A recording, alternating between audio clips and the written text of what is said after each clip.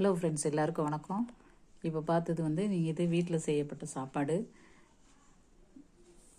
யாருக்காவது இது மாதிரி உங்களுக்கு பிஜியில் இருக்கவங்க, ஹாஸ்டலில் இருக்கவங்க, பேச்சுலராக இருக்கவங்க யாருக்குன்னா இது மாதிரி சாப்பாடு வீட்டில் செய்யணுன்னா உங்களுக்கு செஞ்சு தரோம்.